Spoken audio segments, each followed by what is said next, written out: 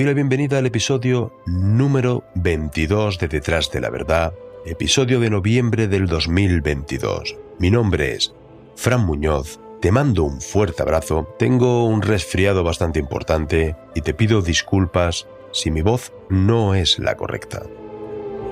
Como siempre y antes de comenzar, dar las gracias a nuestros productores, mandarles un fuerte abrazo por ayudar a dar viabilidad a este proyecto. Sin vuestra ayuda no sería posible, así que muchas gracias.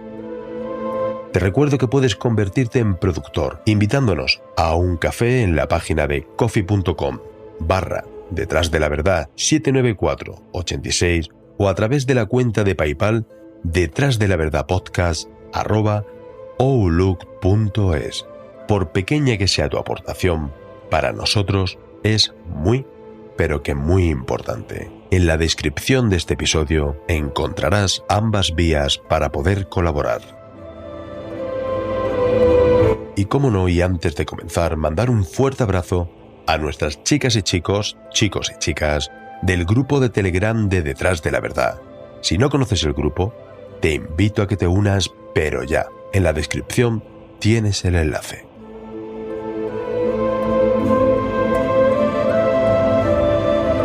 Enero del 2004. Ana María Martos Nieto era una joven con 32 años. Trabajaba de enfermera en un centro de salud de Sant Feliu de Llobregat, en la provincia de Barcelona, aunque los últimos meses se encontraba de baja por depresión. No estaba, ni mucho menos, en su mejor momento. Se había divorciado meses atrás y, según su familia y allegados, estaba muy triste y muy angustiada.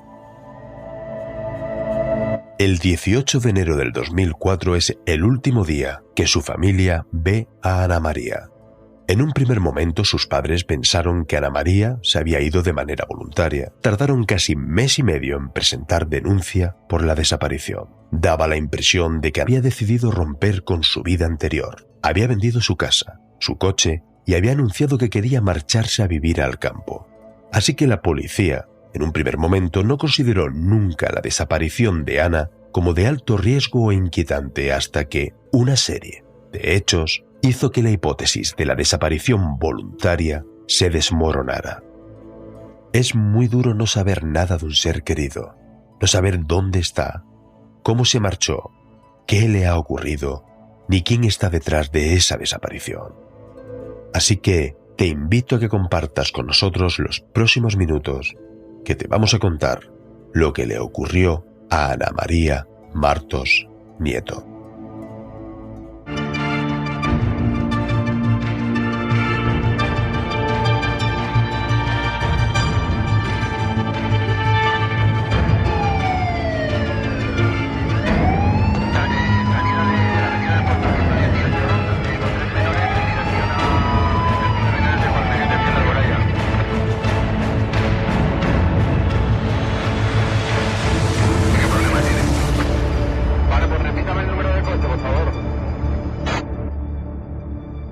Detrás de la Verdad.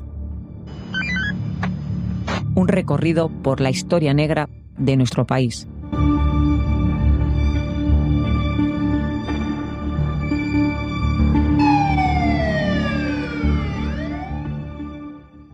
Yo le diría que nos llame, que por favor que ella esté como a donde esté o lo haya decidido, que nosotros eso lo respetamos, pero que aquí estamos para lo que ella necesite, que no tenga miedo de ninguna clase, que haya hecho lo que haya hecho, que estamos sus padres, sus hermanos, para ayudarla.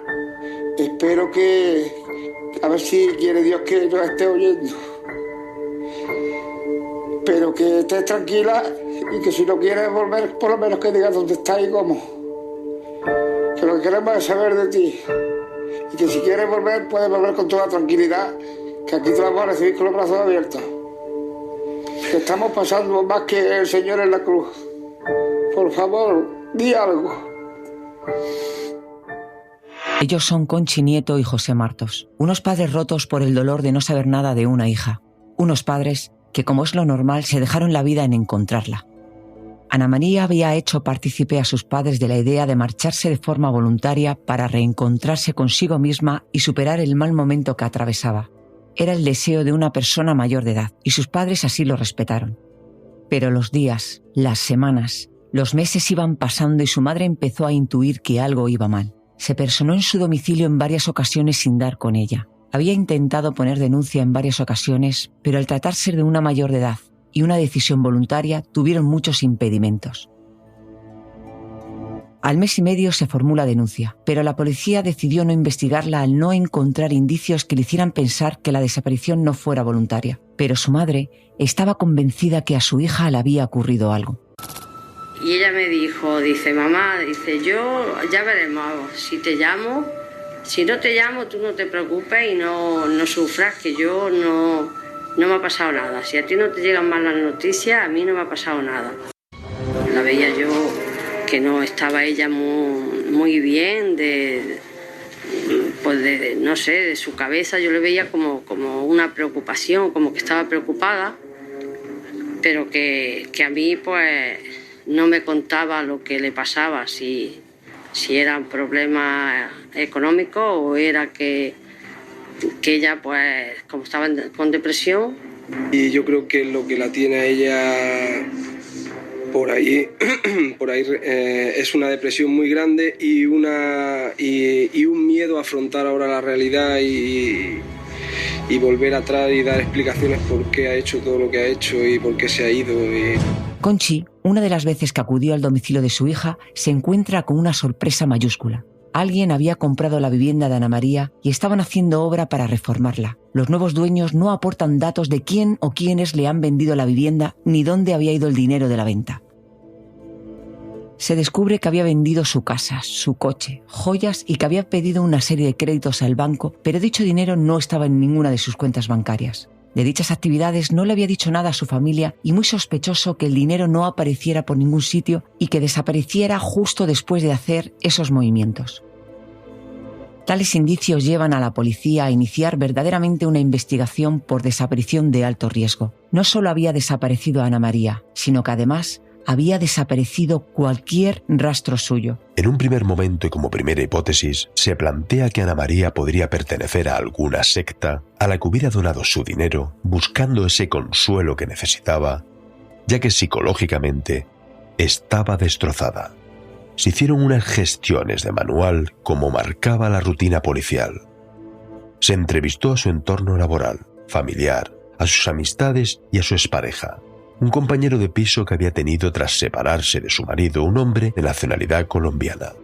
No se encontró nada que hiciera sospechar que no se tratara de una desaparición voluntaria, aunque sí que es cierto que tampoco se encontraron pruebas de que Ana estuviese viva en alguna parte. No renovó su DNI, no renovó su pasaporte, su nombre no aparecía en los controles fronterizos, era como si la tierra se la hubiera tragado. Así van pasando las semanas, los meses, los años. La familia vive inmersa en la angustia y en la inquietud, a pesar de que mínimamente albergaban la esperanza de que algún día Ana María regresara. Pero no es hasta el 2013 cuando una llamada telefónica aportaría a la luz que la familia llevaba años demandando. Intersos es una de las asociaciones pioneras en la búsqueda de desaparecidos. Esta asociación, en enero, recibe 2 llamadas anónimas de un varón con acento argentino comunicando que Ana María Martos había sido estafada, robada y asesinada hacía casi 10 años. Los datos facilitados por el comunicante son muy precisos y rápidamente son trasladados por Intersos a la sección de desaparecidos de la UDEF Central de la Policía Nacional. En el momento, la interlocutora de Intersos decía que era un acento extranjero que incluso llegó a confundir con algún acento español del sur. Posteriormente se hicieron gestiones y llegamos a la conclusión de que ese acento podía ser un acento argentino, que en un primer momento no se le da mayor importancia que simplemente guardar el dato. Esa circunstancia cobra mayor peso a medida que va pasando la investigación y vemos que Ana María pues tuvo relación con personas de nacionalidad argentina en Barcelona en el año 2003 y 2004. Los mejores hombres y mujeres de la sección de homicidios de la UDEP Central cogieron nuevamente las riendas de una investigación por la desaparición de Ana María. Se comienza desde cero, desde el primer día nuevamente, a reconstruir sus últimos pasos. Se vuelven a entrevistar con su expareja. Este le facilita un dato que aislado no tenía la mayor importancia, pero que tras la llamada anónima cobra especial relevancia. El hombre contó a los agentes cómo tras la separación y tras vender el piso donde vivían, Ana le dijo que necesitaba dinero para entregárselo a un amigo argentino, propietario de un concesionario de coches. La mujer le pidió un préstamo de 16.000 euros, que éste le facilitó tras pedir un préstamo personal. La investigación de la actividad económica revela a los investigadores que desde 6 meses antes de su desaparición, desde el verano del 2003, Ana María tenía una constante necesidad de dinero. Como te hemos contado, vendió su coche, su casa, pidió que le pagaran todo en metálico. Solicitó varios préstamos a empresas de créditos inmediatos y pronto aparecieron personajes de nacionalidad argentina. Los agentes descubren que todo el dinero de Ana María, alrededor de 140.000 euros, fueron entregados a un amigo de nacionalidad argentina, llamado Diego Felipov, una persona que tenía una empresa de compraventa de coches, como había manifestado su expareja. Los agentes vuelven a entrevistarse con la última persona con la que convivió Ana tras el divorcio, el colombiano. Les contó que le había tenido que denunciar por llevarse todos los electrodomésticos de la casa y que se había marchado a vivir con una amiga de la que desconocía nombre y domicilio. Gracias a la empresa de transporte que hizo la mudanza, consiguen un domicilio en Premià de Mar, Girona, al que llevaron las pertenencias de Ana María.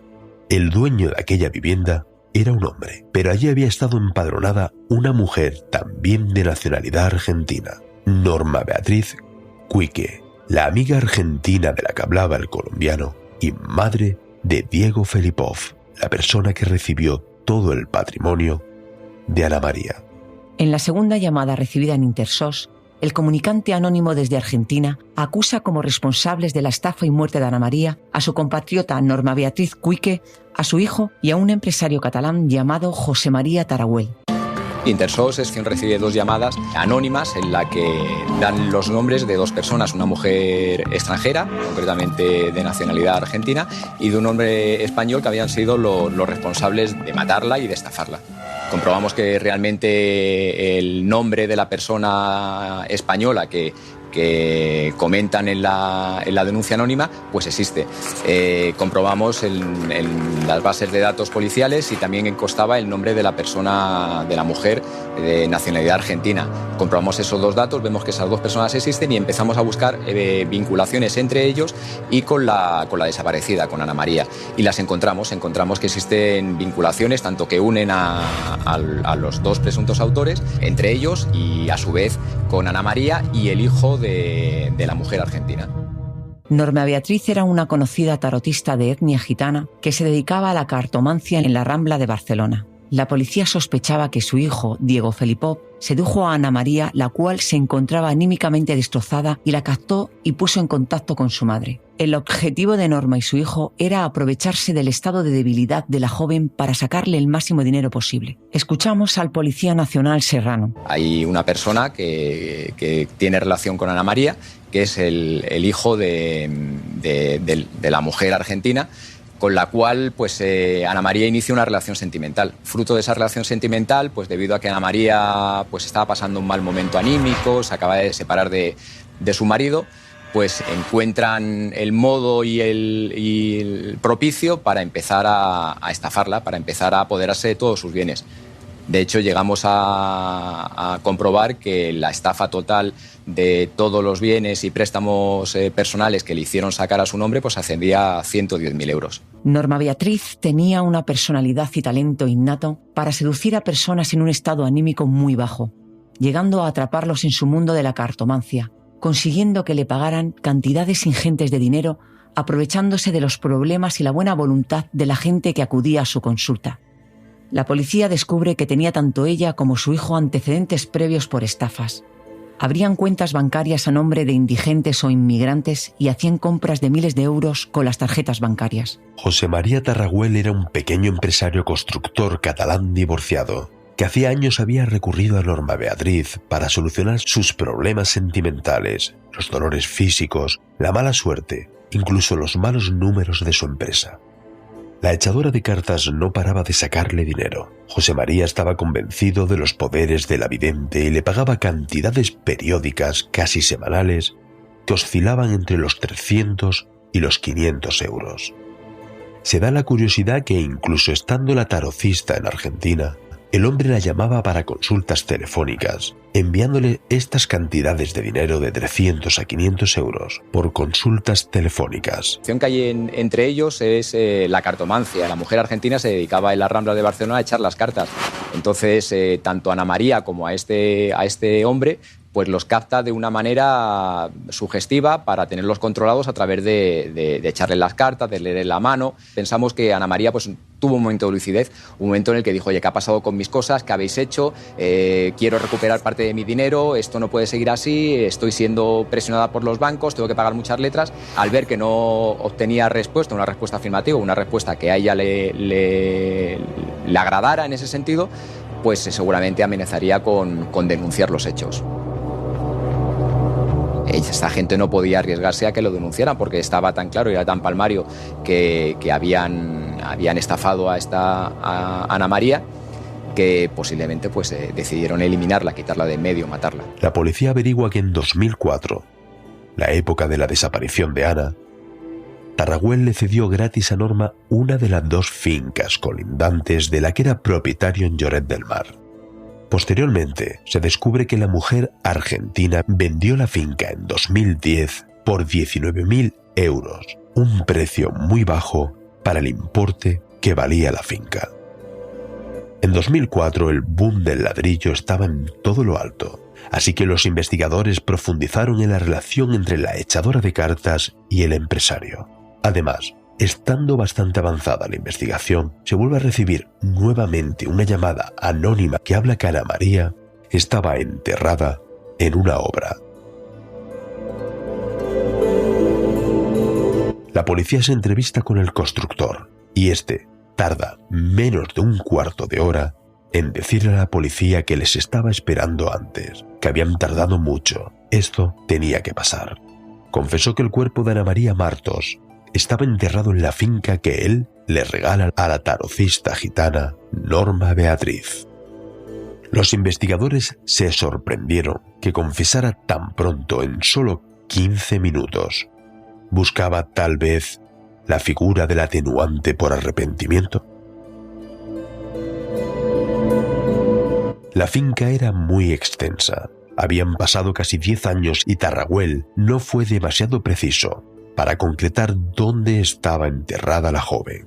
Así que los agentes del UDEP Central pidieron autorización al juez para utilizar el georradar. Escuchamos a Luis Albial, experto en georradar. Tenemos que parar la prospección y pedir a los mandos policiales que nos trajeran una máquina de obra pública porque no llegábamos a la profundidad adecuada con esas toneladas de tierra que habían sido colocadas en esa zona. El operario de la excavadora que trabajó dijo que se llegaron a mover más de 180 toneladas de tierra.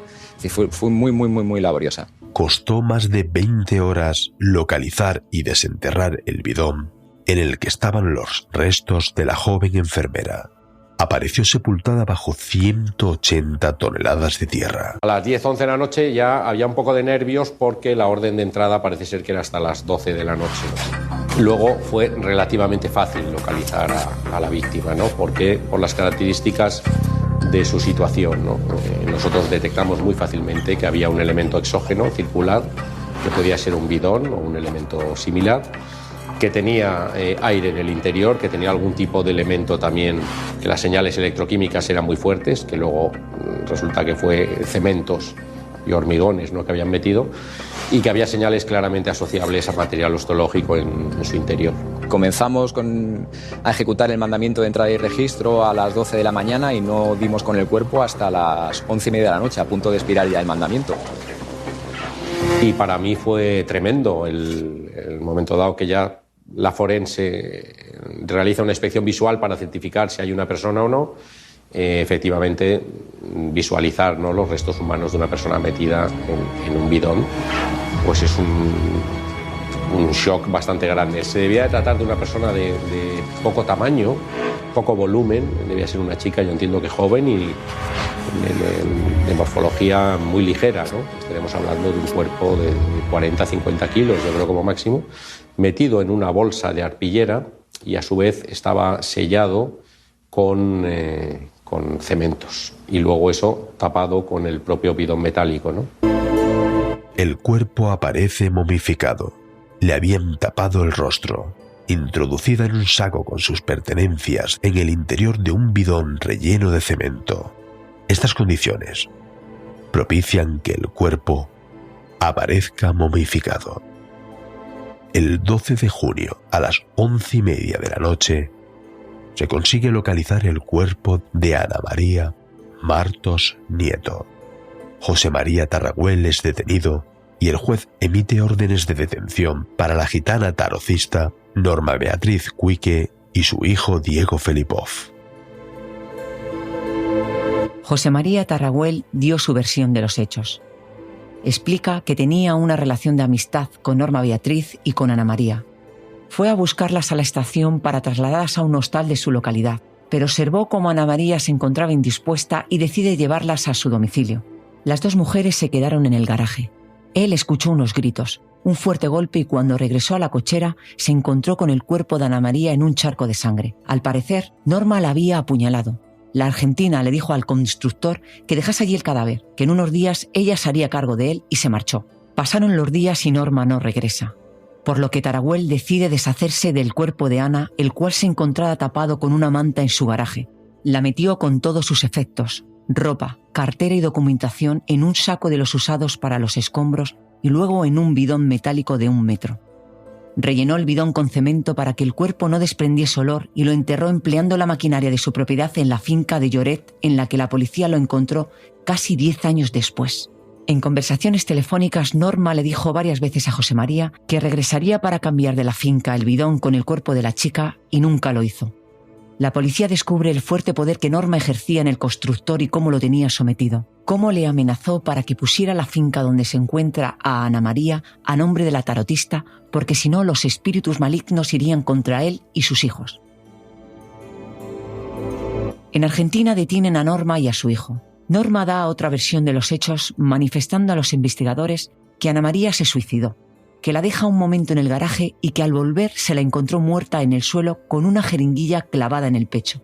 Una versión totalmente inverosímil que contradice la declaración del constructor, que dijo que la joven estaba en un gran charco de sangre cuando la encontró. El juez escucha su declaración y automáticamente solicitó la extradición de la detenida a España para ser juzgada.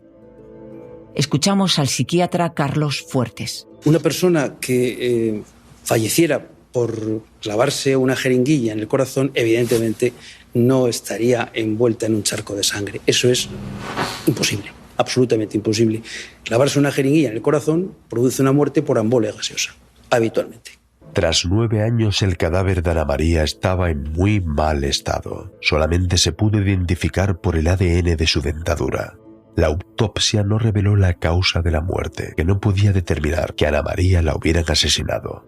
Un dato que nunca sabremos. No podemos saber cuáles fueron las causas de la muerte con certidumbre suficiente para que un tribunal se pronuncie al respecto y efectúe su condena, porque evidentemente el cadáver momificado no permite el estudio forense de aquellos elementos que pondrían en relación la presunta o presuntos actores o ejecutores con la víctima. Solamente en el caso de que tuviéramos, insisto, determinadas lesiones externas muy llamativas y tuviéramos los elementos con los que se han producido, podríamos establecer esa relación causa-efecto. Pero desde luego la modificación no es el mejor método para poder investigar, hacer un análisis forense de un caso. Evidentemente, el paso del tiempo es un factor que juega en nuestra contra, tanto en las investigaciones de este tipo como en los exámenes forenses que se realizan, ¿no? Entonces, el cuerpo de Ana María estaba muy deteriorado. A lo mejor no se encontraron los elementos suficientes para poder determinar que hubiera sido un homicidio. Cuando un cadáver está a 4 metros de profundidad, está metido dentro de un bidón, ese bidón está cerrado, tenemos cemento alrededor y además en un saco de arpillera, evidentemente se dan todas las condiciones para dificultar la investigación criminal y la investigación forense. En estas circunstancias va a ser prácticamente imposible poder llegar a determinar cuál es la causa, la etiología, con una certidumbre absoluta, como se exige en el derecho penal, y poder establecer las consecuencias ulteriores. Los investigadores hacen todo lo posible para localizar al informante anónimo en Argentina, para que declare y poder demostrar que hubo asesinato. Se sospechó del exmarido de Norma, Néstor Roberto Felipov. Nunca se pudo demostrar que él fuera el que facilitara la información en las llamadas a Intersos. ¿Quién estaba detrás de aquellas llamadas? Desconocemos qué motivos tuvo para hacerlas. Posiblemente su conciencia no le dejaba vivir. ¿Por qué tardó tanto en hacerlas? Pero la realidad es que fue clave para la resolución del caso de Ana María y que sus padres pudieran pasar el debido duelo y obtener algo de paz, porque con la incertidumbre que hay detrás de cada desaparición no se puede vivir. Este caso es para mí un claro mensaje de esperanza para todas las familias que se encuentran en un caso similar. Pienso que en cualquier caso que esté sin resolver, de la índole que sea, por mucho tiempo que pase siempre puede aparecer una persona para su resolución. Escuchamos a Carlos Fuertes, psiquiatra y médico forense. Dar una pauta general de cómo reaccionamos ante la desaparición de un ser querido pues es un tanto osado. Pero podemos decir que existirían dos grandes perfiles o grupos. Personas que el que aparezca el ser querido les produce el alivio completo, les da paz, calma, sosiego, a pesar del gran dolor que sufren por la pérdida. Y luego nos encontramos ese otro grupo de personas que están buscando anhelantemente la persona querida y que no la encuentran. Eso el ser humano lo lleva fatal. Lo lleva fatal porque nosotros la angustia y la ansiedad de la duda es lo que más genera sufrimiento. Cuando aparece la víctima, por muy duro que eso sea, por muy terrible que sea el saber que ya no vamos a poderla nunca más ver, produce un estado de sosiego, de paz, de calma, y en ese momento se empieza ya a elaborar el duelo real.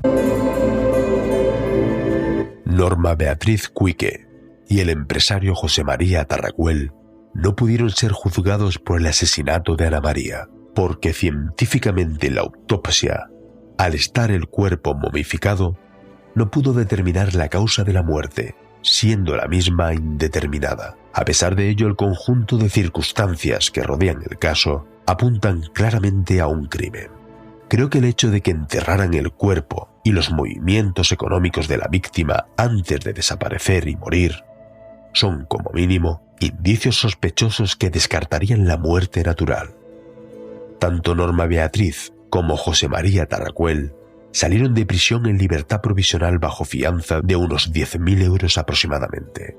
La vidente, tras ser extraditada, no estuvo en la cárcel más de un mes. Lo que sí está claro es la participación de ambos en la desaparición de su cadáver, por lo que esta libertad decretada sorprende. Según el fiscal, ambos se pusieron de acuerdo para matar a la víctima. Según el relato de la acusación pública, alrededor del 20 de enero del 2004 llevaron a Ana María Martos hasta casa del investigado en Lloret del Mar. Se encontraban en el interior del garaje del inmueble cuando, de previo y común acuerdo, con intención de acabar con la vida de Ana María Martos, lanzaron un ataque contra ella en cuyo marco le dieron muerte. Tras matarla, exponía el fiscal, el hombre siguió las instrucciones de la vidente, envolvió el cadáver de la víctima, lo metió en el bidón, lo llenó de cemento y finalmente lo enterró en la parcela donde lo encontraron 9 años después en la urbanización de Lloret. Al hijo de Norma, Diego Filipov, no se le llegó siquiera ni a extraditar, porque solamente se le acusaba del delito de estafa, y cuando se encontró el cadáver de Ana María en 2013, el delito ya había prescrito. Ya sabéis, nuestra opinión sobre la prescripción de los delitos. Nada más conseguir la libertad, huyó de la justicia española. El juzgado de instrucción dictó una orden internacional de búsqueda, detención y entrega contra la tarotista sospechosa del asesinato. En febrero del 2020, Interpol comunicó al juzgado que la habían localizado en Argentina. Se vuelve a solicitar su extradición, pero las autoridades argentinas la rechazaron porque, según recoge el informe del fiscal, no se encontraba en plenas facultades mentales por haberle diagnosticado un psicosíndrome orgánico cerebral.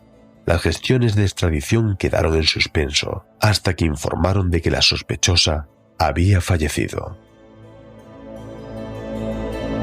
Tras el fallecimiento de Norma, el fiscal solicitó el archivo del caso para el constructor investigado y el juzgado lo acordó. Escuchamos a familiares de desaparecidos pertenecientes a la asociación Intersos. Este episodio está dedicado a todas aquellas personas y a todas aquellas familias que tienen un ser querido desaparecido, mandándoles mucha fuerza y esperanza. Ha cambiado totalmente. O sea, he tenido 2 depresiones importantes, me he estado con tratamiento continuamente. Yo estuve los primeros 4 meses en la empresa, me dijo que no fuera a trabajar, que me dedicara a buscar a mi hija. Luego después volví al trabajo y le di un trabajo en un sitio donde iba a estar solo. Y he estado durante 8 años yo solo en una habitación de 16 metros cuadrados. Yo en mis sueños lo veo subir por las escaleras muchas veces. Así llevamos ya 10 años. Ay, los sueños. En el mismo sueño, yo es que sueño casi cada noche y en el mismo sueño digo, ay, no, ¿es verdad o es un sueño? La muerte es el final, pero el no saber es lo que no... Es peor. Es peor que la propia muerte. Es peor, porque siempre estás con el ay, no acabas nunca. Ten en cuenta que la muerte lo que decimos es el final. Es saber dónde está y llorar y poner flor y ya está. Pero el no saber eso. No se lo podría imaginar nadie lo que se pasa y lo que se sufre.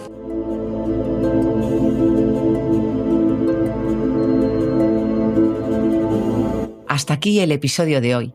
Muchas gracias por dedicarnos algo tan valioso como es tu tiempo.